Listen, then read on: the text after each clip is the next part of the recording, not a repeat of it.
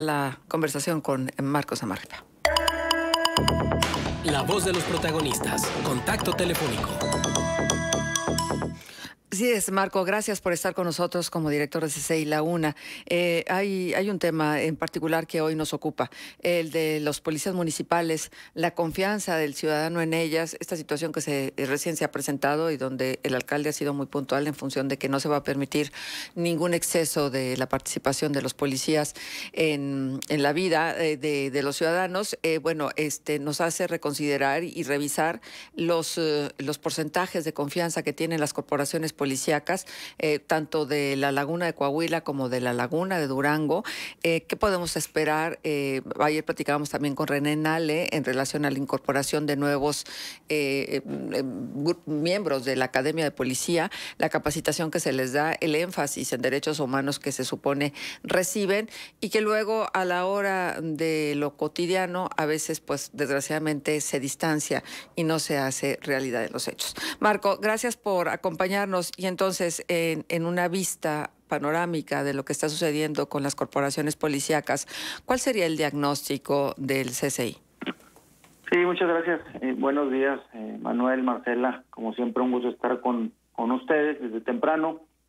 Pues bueno, creo que la relación entre policías y ciudadanos está marcada por la desconfianza, por el resentimiento, por la violencia. Como ciudadanos vemos a nuestras policías, porque son nuestras, en ocasiones con temor, y en otras ocasiones también les faltamos al respeto. Pero creo que aquí hay que cambiar un paradigma, ¿no? Creemos que la policía sigue operando en base a un modelo autoritario, ¿no? Su papel históricamente ha sido represivo, y eso hay que cambiarlo, cosa que no es sencilla. Creo que tenemos que adaptarnos a un nuevo modelo policial. Esto que mucho se ha hablado de estos policías con una perspectiva de los derechos humanos y de ética pública, porque la función policial está estrechamente relacionada con los derechos humanos. O sea, no podemos pensar una sin otra. Y aquí es donde consideramos nosotros que hay precisamente estas violaciones, porque quizás su formación de las policías se centre principalmente en lo operativo, ¿no? Vemos las imágenes de los policías, son policías fuertes, son policías duros, son policías con equipamiento. Por eso no sorprende que tengamos policías con poco conocimiento en materia de derechos humanos. No quiere decir que no tengan esa educación, pero sí sentimos que en términos generales su capacitación, su formación es más en lo operativo. Las cifras pues hablan por sí solas, ¿no? Son cifras muy frías, muy duras, en donde en México, y aquí no es la excepción, las violaciones y los reportes y observaciones de las comisiones estatales y de la Comisión Nacional de Derechos Humanos pues van incrementándose, ¿no? La tendencia es clara. El ciudadano cada vez convive con prácticas de corrupción, con prácticas de violaciones a sus derechos humanos, y aquí la pregunta que tenemos que hacer es entender por qué estos policías violan estos derechos, ¿no?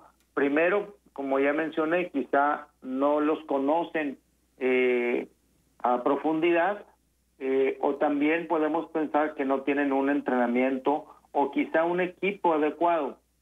También tenemos que entender que las policías, obviamente, pues su reacción natural al sentirse inseguros, al sentirse amenazados, pueden utilizar la violencia, ¿no? Para domar o modificar a su oponente, ¿no?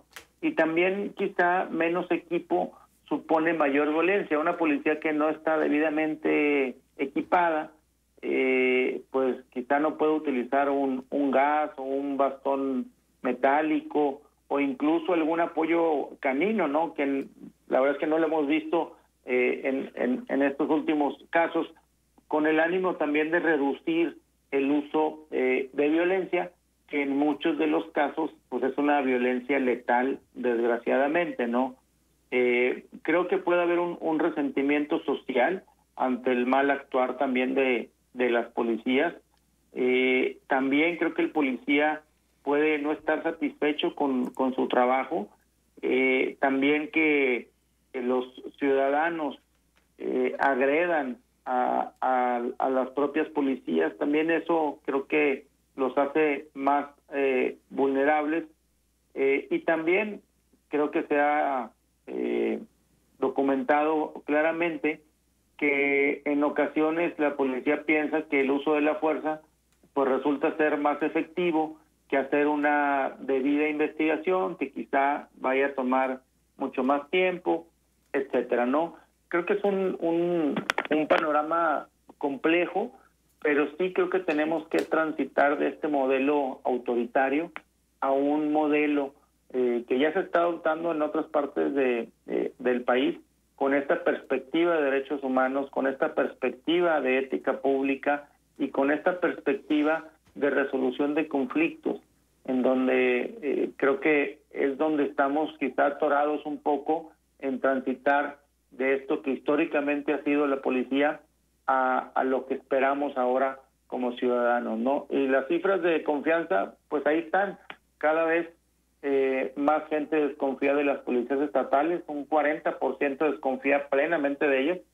Y si hablamos de las policías locales y de los tránsitos, este porcentaje sube hasta el 60%, ¿no? Uh-huh. Entonces, pues eso nos deja claro de en dónde hay que trabajar más. Claro. Marco, déjame preguntarte algo. ¿Alcanzamos a distinguir quién es quién dentro de lo que significa la responsabilidad de cada uno de los cuerpos de seguridad? Es decir, identificamos plenamente a la Guardia Nacional, identificamos a cada una de las corporaciones de las policías estatales, sabemos exactamente qué funciones desempeña cada una de ellas, porque me parece que hay una laguna de información muy grande por el desinterés propio del ciudadano, que tampoco quiere comprometerse demasiado en informarse qué le toca a cada una de estas corporaciones o de estos cuerpos de seguridad. Y entonces, pues a todos los metemos en una misma canasta. Sí, definitivamente hay mucho desconocimiento, principalmente de las funciones, diría yo, ¿no? Porque creo que aquí el porcentaje entre una policía estatal y de desconfianza y una policía local o de tránsito, ahí sí hay, creo que una diferencia marcada, porque hay algunas corporaciones que te imponen miedo y hay otras corporaciones, mientras más locales, que te infunden odio, ¿no? Quizá visualmente, porque tú ves a las policías estatales quizá mejor equipadas, vestidas de negro, algunas de ellas con el rostro cubierto, con armas de alto calibre, y obviamente pues eso te impone cierto temor. Pero cuando ves a un policía con menos equipamiento, pues obviamente la vulnerabilidad o lo que tú puedas pensar de ese policía, que son los que básicamente son los que te imponen las sanciones, pues son a los que más odio y más falta de respeto tenemos como ciudadanos, ¿no? Sí, como bien apuntas, nos falta mucho más de conocimiento, porque también hay un sinnúmero de corporaciones con diferentes atribuciones, pero que finalmente, como tú dices, nos metemos en una sola canasta, y la desconfianza puede variar de una corporación a otra, pero finalmente hay más gente que desconfía que la que confía, ¿no? Uh-huh. Ahora, Marco, buen día. También el tema esto de la capacitación y de los presupuestos tan limitados para el equipamiento. A veces eso se utiliza como excusa de por qué una policía local no puede profesionalizarse al nivel que la situación lo exige, ¿no? La situación de inseguridad. Ahora, también es cierto que cuando repuntó el tema de la violencia aquí en la región o en general en el país, las policías locales, de buenas a primeras se les envió a conformar estos blindajes y estos rondines conjuntos con policías estatales, con policías federales,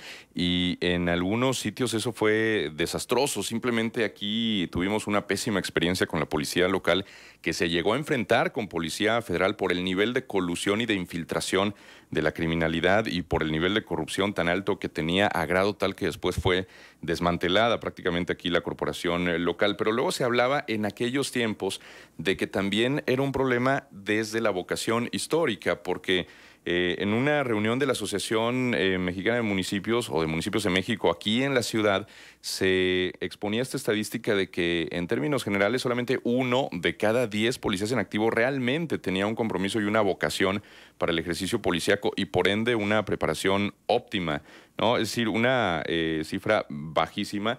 Y luego, si empiezan a ocurrir estos recortes, por ejemplo, en el Fortaseg, y que eso las autoridades locales luego lo utilizan de pretexto para decir por qué no se profesionaliza la policía, por qué no se equipa como corresponde, por qué no se capacita en la medida de lo que es necesario, pues entonces entramos en un círculo vicioso donde nos quedamos en las mismas. Sí, así es. La cuestión del presupuesto tiene mucho que ver.